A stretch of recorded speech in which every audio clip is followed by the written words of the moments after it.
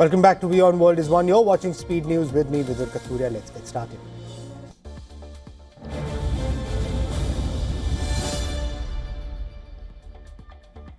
Two U.S. National Guard soldiers were critically wounded in a targeted shooting near the White House, according to reports.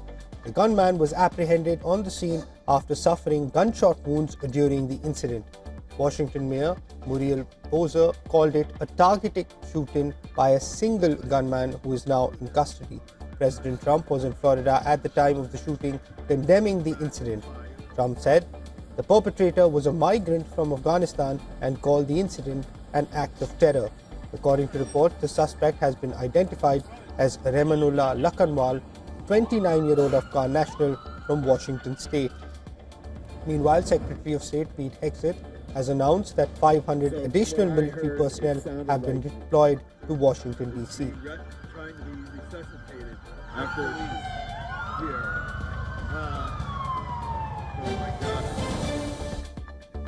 US President Donald Trump announced that South Africa would not be invited to next year's G20 summit in Miami, escalating his diplomatic offensive against the country. Trump cited what he described as horrific human rights abuses endured by white farmers and South Africa's refusal to symbolically hand off the G20 presidency at the end of this year's summit to the United States.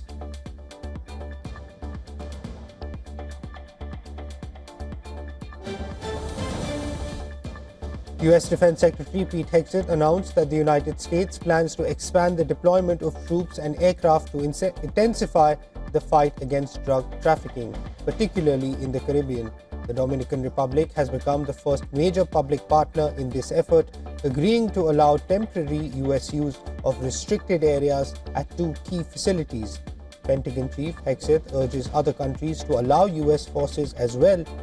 The Dominican Republic's President Luis Abinader stated the purpose is to strengthen the air and maritime protection ring against transnational organized crime.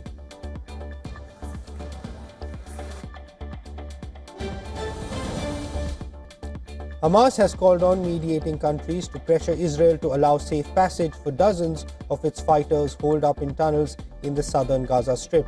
The request came after the Israeli military said it killed over 20 Hamas members over the past week who attempted to flee from the underground terror infrastructure in the area and apprehended 8 more.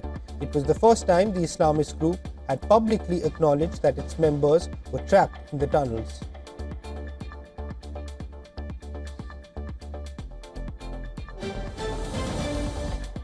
Kremlin spokesman Dmitry Peskov has confirmed that talks to end the war in Ukraine are being taken seriously by Russia, but characterized a final deal as still being distant. Peskov confirmed that US envoy Steve Witkoff is set to visit Moscow next week for further negotiations. This news comes amid ongoing efforts, largely brokered by the US, to finalize a peace framework between Russia and Ukraine.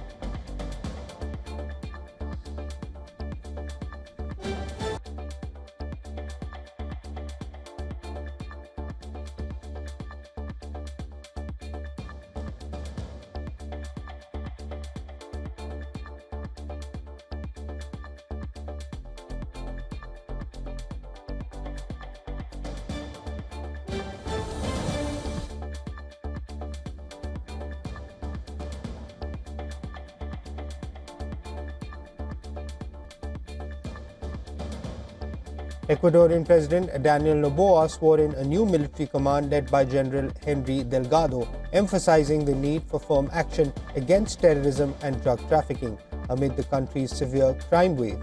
This public appearance followed his defeat in the November 16th referendum, where proposals like allowing foreign military bases and constitutional reforms were rejected.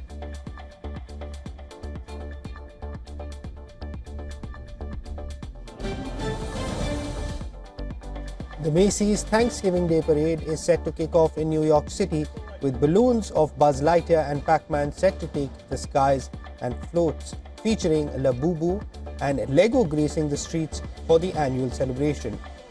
A star-studded lineup of performances, including Conan Gray and Lainey Wilson, will be sprinkled throughout the show, along with a slew of marching bands, dancers and cheerleaders. The parade is expected to feature 34 balloons 4 mini balloons, 28 floats, 33 clown groups, and 11 marching bands, all leading the way for Santa Claus. Among the new balloons being featured is a large onion carriage featuring 8 characters from the world of Shrek. Netflix hit K-pop Demon Hunters will also be represented in the sky with the characters Derpy Tiger and Susie.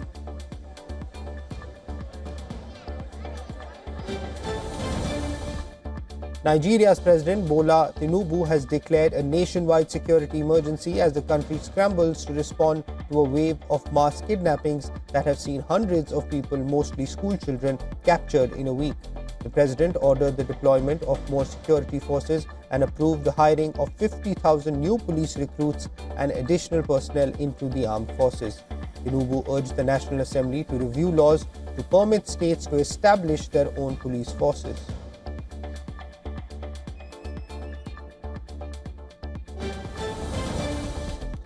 A group of army officers said they had seized power in coup-prone Guinea-Bissau, a day before the expected announcement of results from a closely contested presidential election.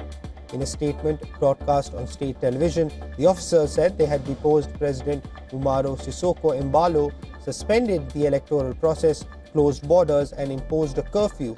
They announced the formation of the High Military Command for the Restoration of Order, which would govern the West African nation until further notice.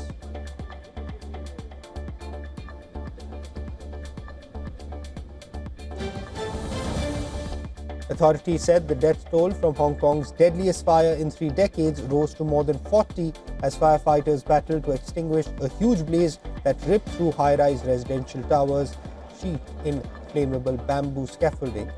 As hundreds of people remain missing in the city's worst fire in decades, police have arrested 3 men on suspicion of manslaughter.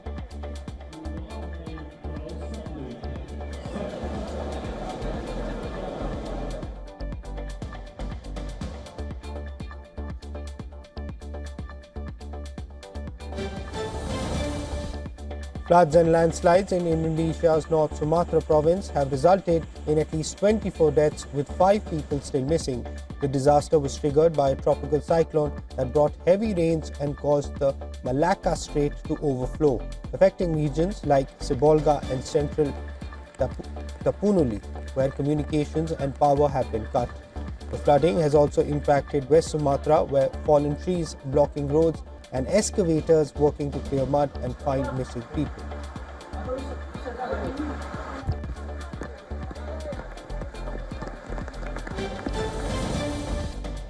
China's Commerce Ministry has agreed with the European Union to press chipmaker Nexperia's Dutch and Chinese units to resolve their corporate standoff, effectively sidestepping the Dutch government. The move comes after The Hague last week suspended its 30th September seizure of the Chinese-owned Netherlands-based chipmaker Nexperia, a step short of Beijing's demand for a full reversal. Following that seizure, Nexperia's Chinese unit declared itself independent from the European headquarters, which in turn responded by cutting off water shipments to the company's Chinese plant. The Commerce Ministry's latest statement marks the first time Beijing has promised to push for a company-led solution with the EU.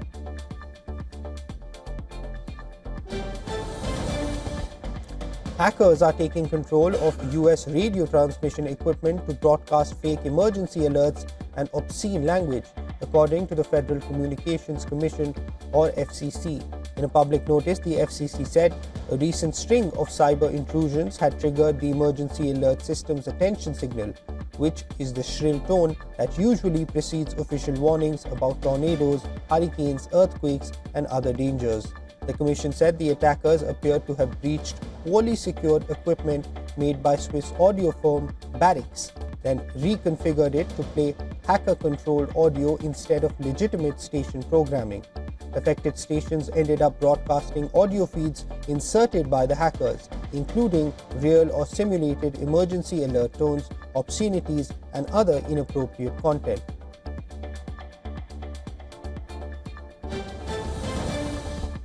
Chinese regulators have barred TikTok owner ByteDance from using NVIDIA chips in new data centers, according to a report by The Information. The move comes after ByteDance purchased more NVIDIA chips than any other Chinese firm in 2025, as it sought to secure computing power for its billion-plus users amid fears of further US export restrictions. The reported ban highlights China's drive to cut dependence on US technology, a push that has accelerated as US tightens rules on advanced semiconductor exports to China. In August, regulators told Chinese companies to stop placing new orders for NVIDIA AI chips and have since urged them to shift to domestically made processors, according to a report by Bloomberg.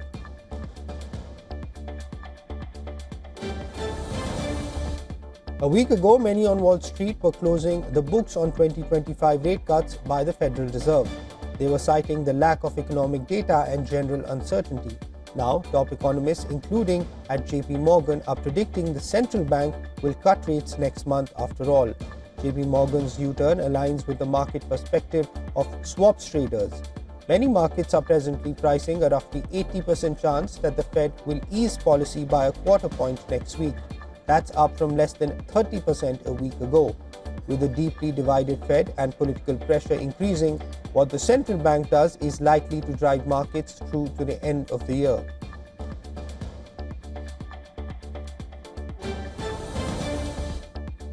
The pound is slightly stronger and gilt yields are lower following the UK's autumn budget, but the lack of upfront tax hikes complicates the Bank of England's efforts to cut interest rates, even if a December move remains likely.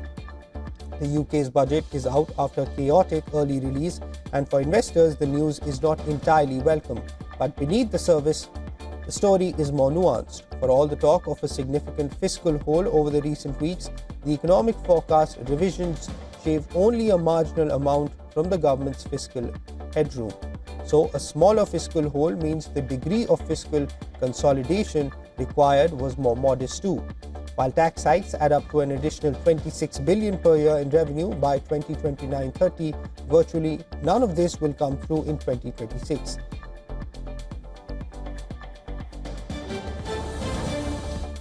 Things look brighter for finance professionals. Wall Street's macro traders are headed for their best year since the financial crisis. This comes as clients rush to place bets on changing interest rate policies by central banks around the world. Firms including Goldman Sachs, JP Morgan and Citigroup are expected to generate $165 billion in revenue from trading in fixed income, credit and commodities this year. That is up 10% from 2024.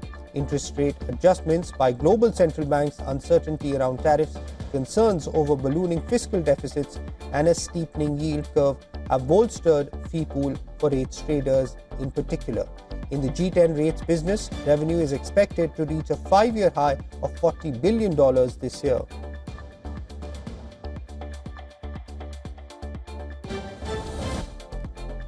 India has officially been announced as the host of the 2030 Commonwealth Games. This will be the second time India hosts the event, and it is seen as a stepping stone for the country's bid to host the Olympics in 2036. Ahmedabad has been chosen ahead of the Nigerian capital of Abuja by the governing body of Commonwealth Sport. India last hosted the Commonwealth Games in 2010. However, the Delhi Games were overshadowed by poor planning and allegations of corruption.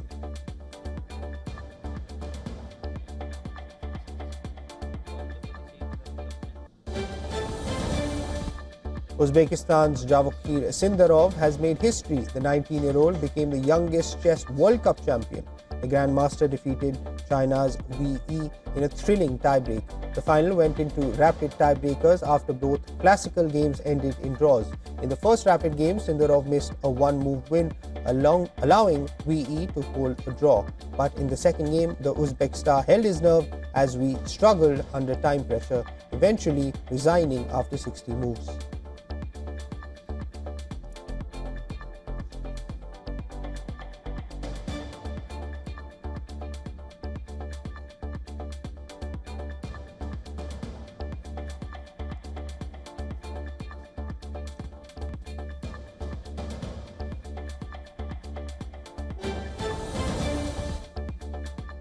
Entertainment news now. Marking the 70th anniversary of the 26/11 attacks, Bollywood star Amitabh Bachchan lent his voice to our new animated tribute film. The short film honored the victims and heroes of the tragedy and was unveiled on November 26th. The movie recounts how the spirit of Mumbai remained unbroken even as terrorists killed 166 people and injured around 300. Akshay Kumar and other Bollywood stars also paid their respects on social media, remembering those who lost their lives in 2008.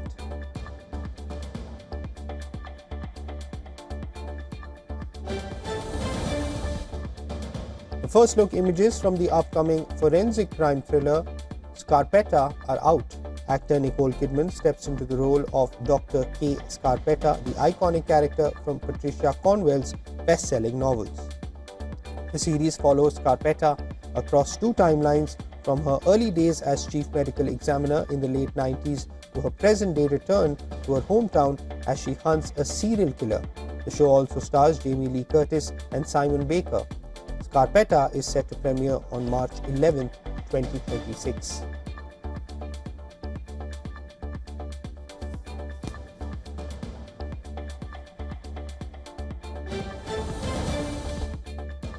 Bollywood socialite Orhan Awadramani, known as Ori, appeared before Mumbai police in connection with an alleged $30 million drug case. He was summoned by the anti-narcotic cell to record his statement and was seen leaving the office on November 26. The investigation is currently underway.